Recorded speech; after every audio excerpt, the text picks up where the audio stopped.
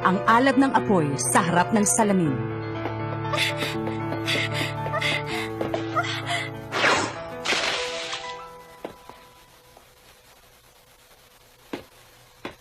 Kamukha mo siya.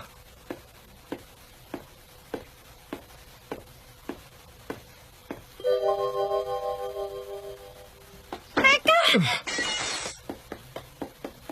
Reka!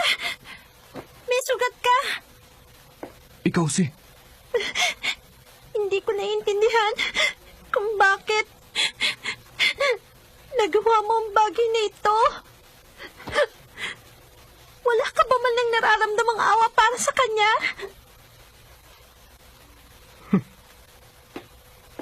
Walang pakiramdam. Matagal nang nawala ang aking pakiramdam. Dahil sa gabal lang ito sa aking pagiganti. Reka, hiniligtas ka ni Ana. Pakakawalan kita ngayon. Pero hindi pa tayo tapos. Makukuha ko rin sa'yo ang gusto kong malaman.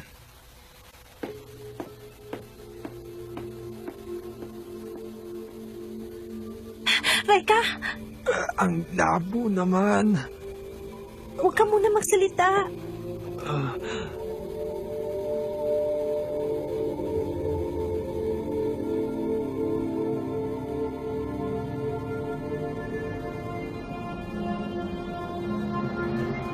Isang babaeng may kapangyarihang magpagaling. Iniimbestigahan ko na ang sinasabi nilang babaeng nagpapagaling. May palagay akong siya na nga ang babaeng yun. Siya nga. Ay. Maaaring ang kanyang kapangyarihan ang susi sa lihim ng buhay na walang kamatayan. Ayon sa kasulatan, ang pangkat ng Hokage Ninja ay taglay ang lihim na ito noong panahon ng digmaan. Huwag na huwag niyo siyang hihiwalayan. Masusunod. Ah, ikaw pala. Dylan Mikagami?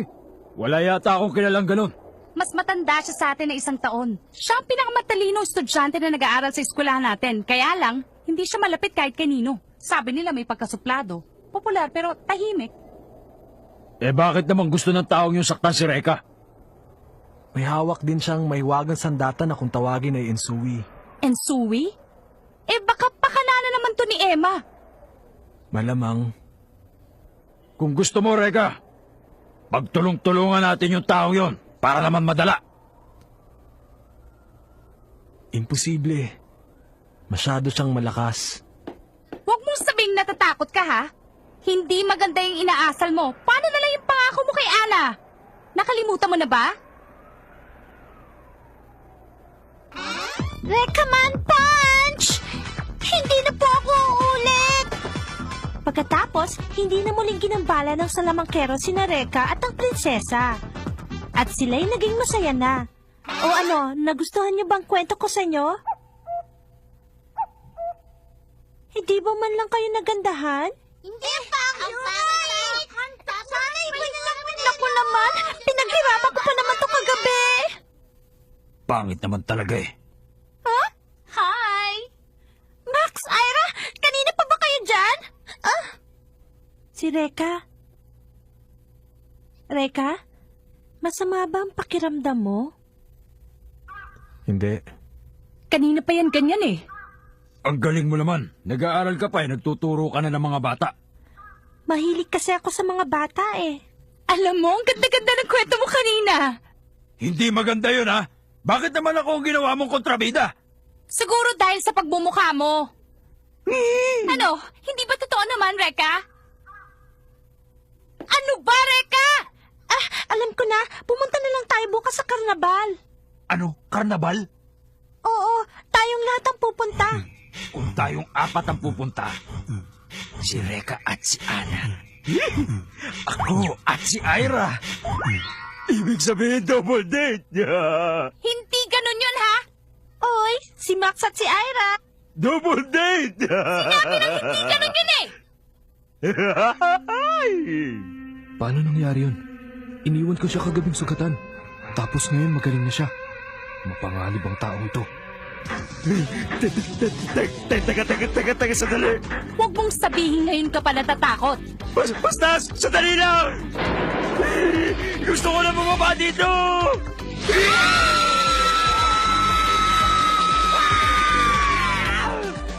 Wow!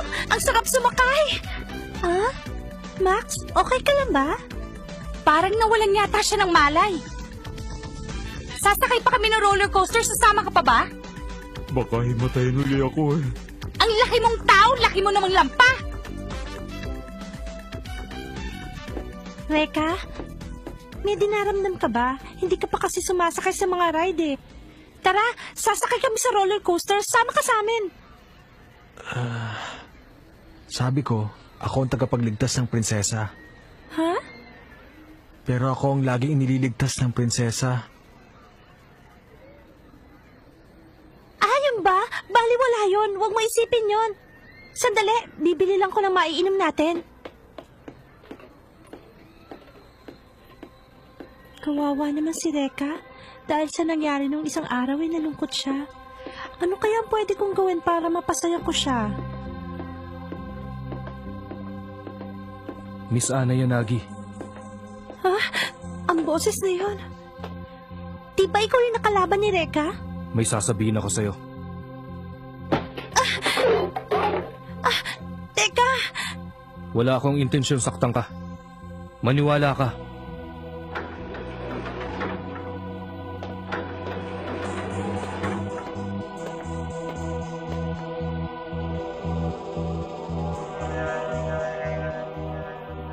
Ilang sandali na lang at hahanapin ka na ni Reka.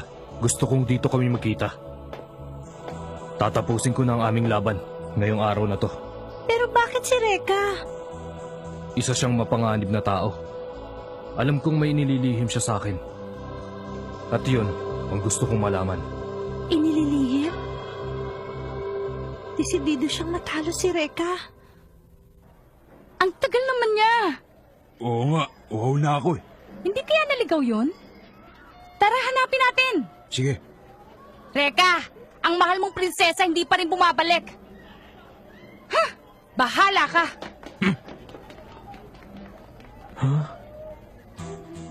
Sino siya? Siya ang nakatatanda kong kapatid. Pinatay siya nung kasing edad mo pa lang.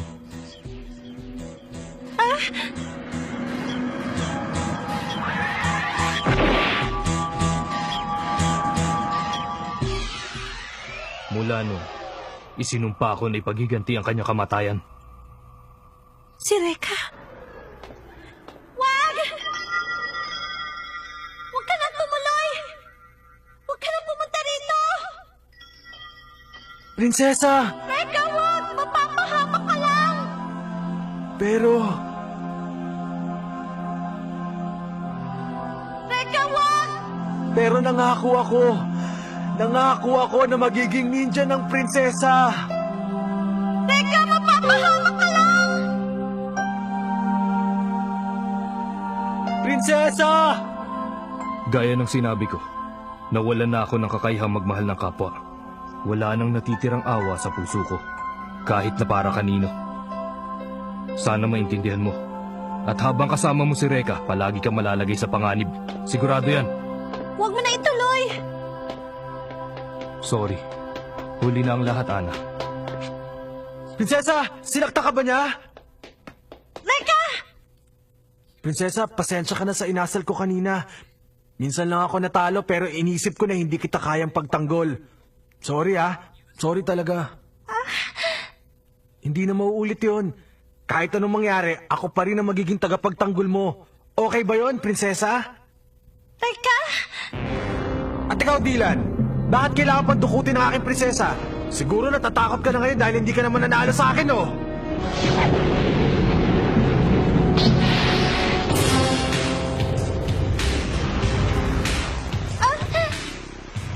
Tagapagtanggol mo yan. Kawawa ka naman. Mabuti pa tumabi ka muna.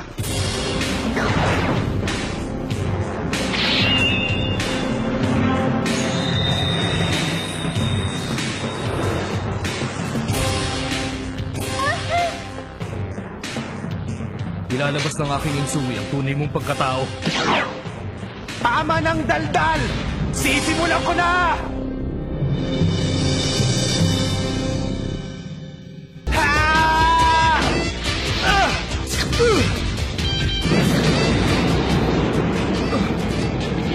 Naliliyan.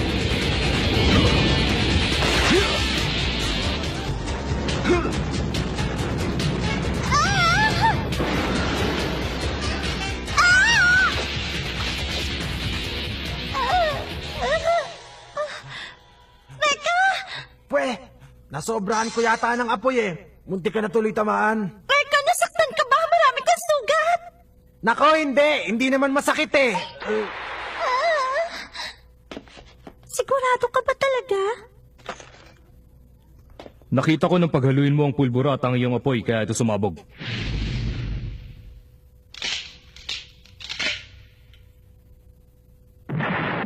Akala mo siguro matalino ka na, ano? Ngayon, may lakas ka pa bang labanan ako? Gayong nasugatan ka na ng gusto ng mga bubog ng salamin? Reka! Ha? Ang dami niyong sugat! Siya ba ang dila na sinasabi nyo? Ako naman ang harapin mo ngayon! Tignan natin ang lakas mo! Reka! Salamat. Pero hindi ko kailangan ng tulong nyo. Sarili kong laban ito. Akong bahala dito!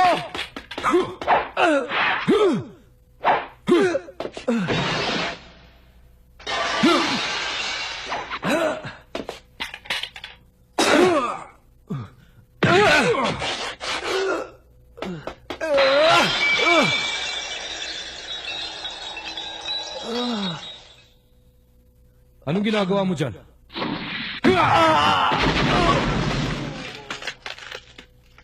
Kawawa ka naman. Hindi mo pala alam ang pagkakaiba ng totoo sa hindi.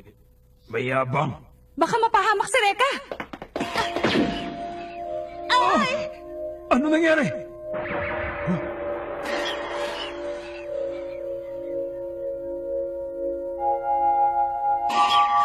Si Emma! Pwede ba? Huwag ka nang makialam dito. Hindi niyo sila maaaring pigilan. Dylan, itutuloy natin. Yeah!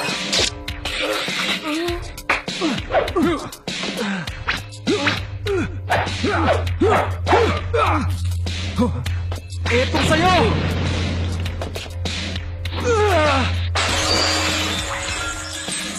Salamin na naman. Paulit-ulit ka na lang. Hindi ka ba napapagod? Tumigil ka na!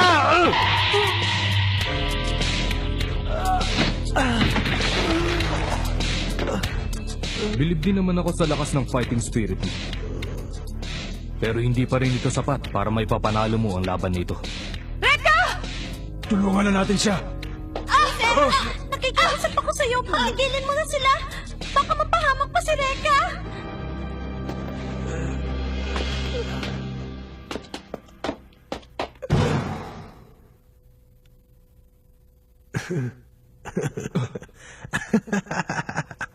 Anong nakakatawa? Sumusuko ka na ba? Hindi. Kabaligtaran nun. Dalawang tira. Dalawang tirahan na lahat matatalo na kita. Dalawang tirahan? Baka naman nagbibiro ka. O baka naman ang ibig mong sabihin ay dalawang tira na lang ang kaya mong gawin. Patay, alam niya na pala. Dylan, humanda ka. Apoy na may pulburan na naman. Sabi mo tatalunin mo ako. Mag-isip ka naman ng bago. Tandaan mo, ito ang una!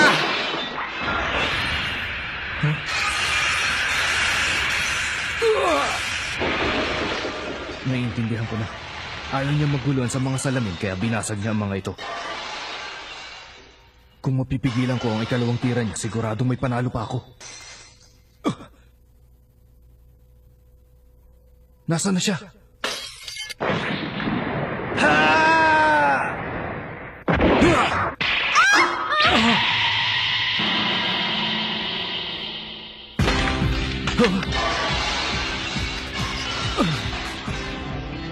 Salamin? Ito ang ikalawa!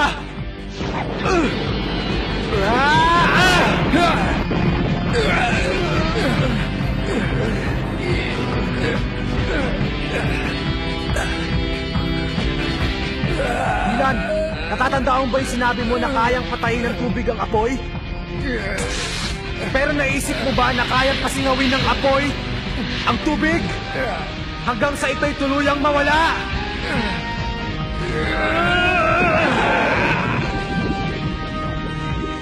Ang ansuwi ko.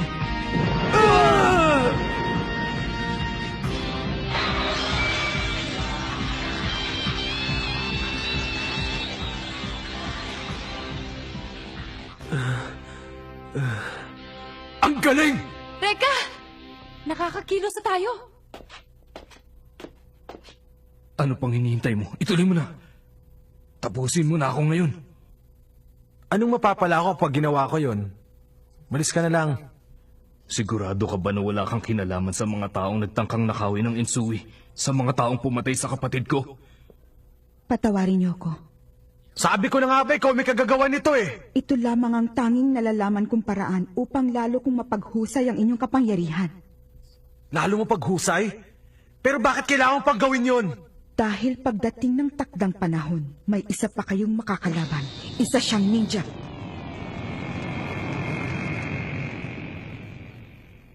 Anong sabi mo? Isa ring ninja? Sigurado ko na ngayon pa lang ay iniipon na nilang lahat ng mahiwagang sandata upang mapasa kanilang kapangyarihang taglay ng bawat isa. May palagay din ako na ang pumaslang sa iyong kapatid ay nakapaligid sa ninjang ito. Ibig mong sabihin, ginamit mo lang pala ako para makuha mo ang gusto mo. Ang inyong kapangyarihan sa ngayon ay hindi pa rin kasing galing ng sa ninjang sinasabi ko. Ang mahalaga ay magsama-sama kayo upang lalong lumakas. Huwag mo akong idamay sa mga kalokohan ninyo. Inaamin ko na natalo mo ako ngayon. Pero hindi ko matatanggap ang awa mo sa akin. Sa ngayon, isa lang ang gusto ko masiguro. Kung kaya mong ipagtanggol ang prinsesa. Siyempre naman, kaya ko siyang ipagtanggol. Pero pag hindi ko nagawa yon, mabuti pang akong mawala. Para ka talagang ninja nung unang panahon.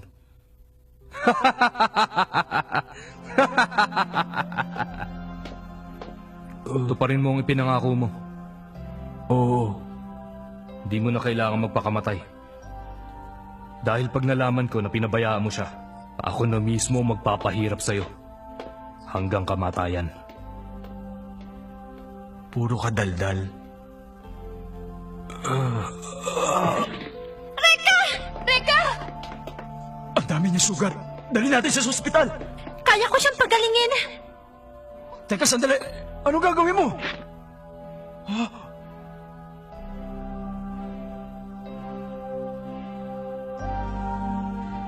Naghihilom ang lahat ng sugat ni Reka. Prinsesa, isa ka pa lang. May kapangyarihan akong magpagaling ng kahit na anong sugat, pero hindi ko kayang palitan ng dugong na wala sa kanya. Kaya binibigay ko na lang ang sarili kong dugo. Mula ngayon, hindi mo na mapipigilan pa ang guhit ng iyong kapalaran. Reka, ang magiting kong anak.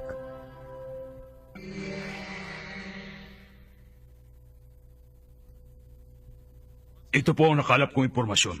Ang babae niya ay si Ana Yanagi at may kapangyarihan siyang magpagaling. Ganun ba? At isa pa, ang mga taong nakapaligid sa kanya ay may taglay ding iba't ibang kapangyarihan. Ano? Anong nakakatawa dyan? Natutuwa ako. Ngayon ay alam ko na ang dahilan kung bakit umuugong ang aking mahiwagang sandata. Kailangan kong makuha ang babaeng may kapangyarihang magpagaling.